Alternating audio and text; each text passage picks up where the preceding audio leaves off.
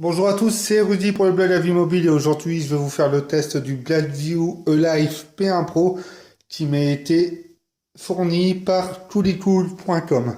Donc on va commencer ce test en faisant un petit tour du design produit. Voilà, on va revoir vite fait le déballage parce que j'ai déjà fait une vidéo de déballage que vous pourrez trouver sur les fiches au coin de cette vidéo. Ensuite, on va faire un tour niveau performance, multimédia, finir avec les stores et l'autonomie. Et à la fin, je vous donnerai mon avis sur ce smartphone. On va faire un petit tour vite fait de la boîte. Donc, il y a le smartphone ici qu'on verra tout de suite. La boîte, voilà, se présente ainsi, avec les petites étiquettes performance, désolé. Voilà, donc ici on retrouve une petite languette. Si c'est pour pouvoir tirer le smartphone, c'était pas mal. P1 Series, donc la série des smartphones. Donc ici le câble micro USB, l'adaptateur secteur, un petit piéton, voilà, là c'est le film d'origine, et ici, voilà, une coque en silicone et un film. Voilà, pour ce qui est du contenant de la boîte. Donc, on va passer tout de suite à ce qui nous intéresse, donc le design du smartphone. Donc ici on est sur du plastique, voilà, entièrement. Donc sur la face avant, on a ici les capteurs de proximité, un écouteur, le capteur frontal de 5 millions de pixels, un bouton Home qui est légèrement renforcé. Voilà, et des contours champagne qui rejoignent aussi le pourtour du smartphone. Une touche menu, voilà, paramètres, et la touche retour. Voilà pour l'avant. Donc sur le côté droit du téléphone, on retrouve ici un bouton on-off, voilà. On peut voir qu'il peut être légèrement incurvé. Voilà. Voilà, couleur champagne, voilà, comme j'ai répété assez aussi sur le test écrit. Ici, on a les boutons on-off. Sur le bas, on retrouve ici des haut-parleurs et un micro pour l'enregistrement vidéo. Sur le haut, ah, j'ai oublié, excusez-moi aussi, là, pour pouvoir retirer la trappe arrière. Voilà, il y a une petite encoche pour mettre son ongle. Donc sur le haut, on a une prise jack 3.5 et sur la gauche, on a ici un port micro USB. Désolé. Pour le micro, ici au-dessus du capteur photo de 13 millions de pixels, voilà, je vais faire le focus, ce sera mieux. Un double flash LED et la marque qui est centrée. Donc j'ouvre le smartphone. Voilà. Donc ici, vous avez la batterie de 3000 mAh. Voilà. Ici, on a une encoche pour une carte SIM normale, une micro SIM et une carte SD. Voir sur ce produit, voilà, on a vraiment le top design de tout ce qui se fait de mieux sur du haut de gamme de maintenant, donc chez Samsung, sur le Galaxy S6 et aussi avec l'iPhone 6, voilà. Beaucoup reprennent ce côté un peu arrondi sur les côtés, avec les haut-parleurs comme ça sur le bas. C'est de l'écran, on a ici quelque chose d'assez solide, voilà, quelque chose d'assez bon à utiliser, comme vous pouvez voir, voilà, c'est assez fluide. Il n'y a pas de menu, voilà, sur ce produit. On a vraiment quelque chose basé comme sur l'iPhone ou sur les autres marques chinoises comme Lenovo ou Huawei. Voilà, on a tout ici. On n'a pas de tiroir d'application. Ce qui peut être sympa, voilà, on a un menu qui se présente ainsi. Donc avec ici les fonds d'écran. Je ne sais pas, je ne vois pas très bien. Donc les fonds d'écran, les thèmes aussi que l'on peut télécharger, des widgets et des effets. Donc les effets, ça nous permet de mettre un effet sur les pages d'accueil. Les widgets se présentent ainsi, voilà. Comme sur Android 4.4. Euh, les thèmes, voilà, téléchargeables avec des fonds d'écran. Donc voilà, on va en télécharger un tout de suite. On va prendre le premier qui vient, voilà. Télécharge, 3 émaux, on s'envoie sur assez léger. Une petite barre de téléchargement, voilà, on va la laisser. Et que l'on pourra appliquer normalement. Voilà, qui est ici. Voilà, utiliser. Et vous pouvez voir les icônes changent aussi. C'est plutôt pas mal parce que ça amène une personnalisation justement au produit. Et ça j'ai plutôt apprécié en termes de fond d'écran. Bon voilà, c'est le fond d'écran qu'on retrouve un peu partout. C'est basique. Donc pour le reste de l'interface, on est sur de l'Android 5.1, Lollipop. Donc les icônes sont modifiées, voilà, la surcouche est, vous l'aurez compris, est personnalisée, mais on a à l'intérieur des applications reprend le code d'Android pur. Voilà, avec le clavier que vous avez pu voir, je vais le remettre. Vous voyez, on reste sur de l'Android pur sur tout le reste de l'interface. Je l'ai trouvé assez légère, je l'ai pas en l'utilisant tous les jours, c'est vrai que c'est plutôt agréable. C'est un téléphone plutôt rapide et on s'adapte très vite à ce genre de smartphone parce qu'on le trouve très agréable, il glisse pas en main. On a quelque chose, on a l'impression d'avoir quelque chose de solide et il l'est, voilà, c'est pas, on n'a pas de craquement dessus, on n'a pas de problème quand on appuie fort sur l'écran, voilà, faut vraiment y aller quand même. Il y a le Play Store, voilà, c'est assez réactif, c'est plutôt pas mal sur l'utilisation et je reviendrai plus tard dans la vidéo justement pour parler de tout ça. Peut-être qu'il y a une des parties les plus intéressantes maintenant au multimédia.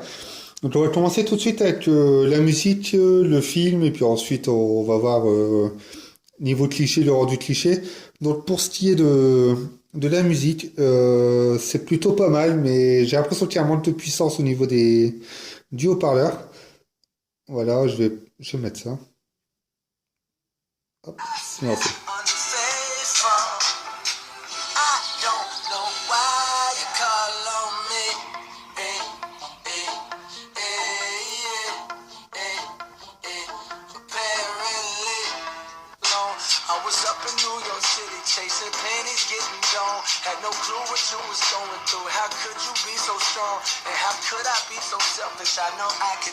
Ah, c'est juste un peu dommage, mais sinon c'est plutôt correct dans l'ensemble. Pour ce qui est de tout ça, on va voir la galerie ensemble. Voilà, elle se présente comme ça. Voilà, on retrouve les thèmes aussi dans la galerie.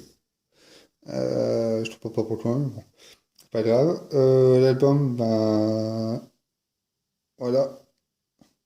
Alors, j'ai pris ça comme film. Euh, Niveau qualité, c'est plutôt pas mal. Là, on voit pas bien parce que c'est vrai qu'il y a beaucoup de relief. Je vais le mettre en. Voilà. Ouais, il y a quelque chose de plutôt bon. Voilà, les couleurs sont assez fidèles. C'est pas trop pixelisé. Ça va encore comparé à d'autres smartphones chinois que j'ai testé. Je l'ai trouvé assez bon dans l'ensemble. Maintenant, pour ce qui est photo, sur l'arrière, on aura un très bon capteur. Enfin, très bon. Bon, il est plutôt pas mal. Ce que j'aurais aimé voir dessus, c'est plutôt un stabilisateur optique. Voilà, pour éviter quelques flous sur les photos. Mais sinon, il n'y a pas trop de bruit dessus. C'est pas trop grésillé, c'est bien. Euh, le focus, il se fait correctement, voilà. Là, on a quelque chose d'assez terne au niveau de l'écran, mais les photos sont correctes quand même. Vous pourrez aller voir les échantillons sur le test écrit aussi. Voilà. Et en zoom, c'est plutôt beau. Voilà. Il y a beaucoup de détails. Les couleurs sont fidèles. Comme je vous dis, il manque deux, trois petites choses pour qu'il soit vraiment mieux. Ici, on a aussi le multi-angle, voilà, ce qui permet de prendre des photos comme un panorama, mais permettra de regarder aussi, et ça prend la lumière sur chaque endroit que vous prenez. Voilà, panorama, il y a le mode beauté faciale, mode suivi de mouvement, en fait, voilà, vous faites ça, vous bloquez le focus, et quand vous bougez, en fait, il revient toujours ici. Voilà. Et mode photo en direct. Sur l'avant, eh bien, voilà. Là, on est vraiment sur quelque chose de bon, mais sans plus. Je vais vous le mettre. Voilà. La qualité sur l'écran est plutôt pas mal. Mais le seul souci que j'ai à dire dessus, c'est que une fois qu'on a pris le cliché, il y a plein de flou qui se met derrière, les traits de visage ne sont pas bons. J'ai pas compris pourquoi, parce que dans l'ensemble, sur l'écran, tout paraît pour que ce soit correct, mais au final, gros problème sur les prises de photos. Je vous mettrai des échantillons aussi, j'en ai pas encore mis sur le blog, et vous pourrez dire ce que vous pensez par commentaire sur la vidéo ou sur le site. Pour ce qui est store, benchmark, etc., voilà, c'est de l'entrée de gamme, on est sur 20 000 points, entre 18 000 et 20 000. Faut pas s'attendre à énorme venant d'un 4 cœurs 1, voilà, 1 GHz, voilà, il n'y a pas de virgule, il n'y a rien. Par contre, sur CPU Z, bon, il me dit 1,3. J'ai un petit doute dessus, sachant qu'on est sur du Mediatek MT67. On va vérifier ça tout de suite. Voilà. 6735. Voilà. Donc sur 4 cœurs, on est sur du Cortex pardon, A53. Et 1,3 sur la fiche technique chez les revendeurs, ça nous dit 1 GHz. Voilà, on a une puce graphique Mali T720. On a quelque chose qui tourne plutôt bien. Voilà, on a 2 Go de RAM. On a 16 Go de mémoire interne.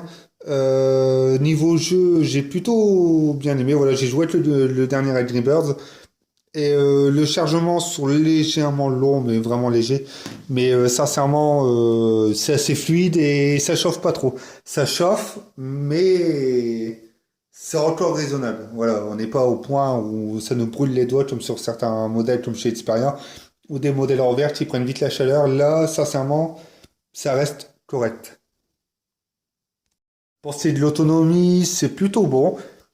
J'ai fait mon test, donc 1 heure d'écoute de musique, 1 heure de visionnage de films. J'ai fait 1 heure de web et d'application. J'ai fait une vingtaine de clichés, je crois, avec 10 minutes, un quart d'heure de vidéo. Et j'ai fini avec 1 heure de jeu justement sur le dernier Angry Birds. Et ensuite, je l'ai laissé 24 heures en veille et je me suis retrouvé à 50%. Donc c'est plutôt bon, c'est sûr qu'il fera la journée. Par contre, en grosse utilisation, je pense pas qu'il va tenir le coup, ou alors ce sera vraiment limite chez vous. Mais pour ceux qui restent en 4G toute la journée, qui utilisent beaucoup les réseaux sociaux, etc., les synchronisations automatiques vont retrouver chez vous avec une petite batterie. Mais ce qui est sûr, c'est que si vous coupez tout ça, vous pouvez amplement tenir une journée et demie. Ça, c'est sûr. J'ai rien remarqué d'autre au niveau de la batterie non plus, qui descendait trop, ou de ça se coupait, ou de ça se déchargeait pour rien, ni de reboot. Le téléphone a bien tenu le temps du test, voilà, durant ces 15 jours. C'est le genre de smartphone qui peut être bien pour dépanner ou même pour utiliser pour soi, mais pas intensivement, voilà. Moi, je l'utiliserai, je continuerai d'utiliser. Ce qui est sûr, c'est que, voilà, c'est du plastique. Je vais vous dire ce que je pense maintenant. C'est du plastique. C'est assez solide, voilà. Ça craque pas. C'est plutôt bon. Euh, les bords sont assez sympas aussi. Voilà, les boutons ne clattent pas trop. À part les boutons volume. Je sais pas si vous l'entendez, mais bon. C'est vraiment léger.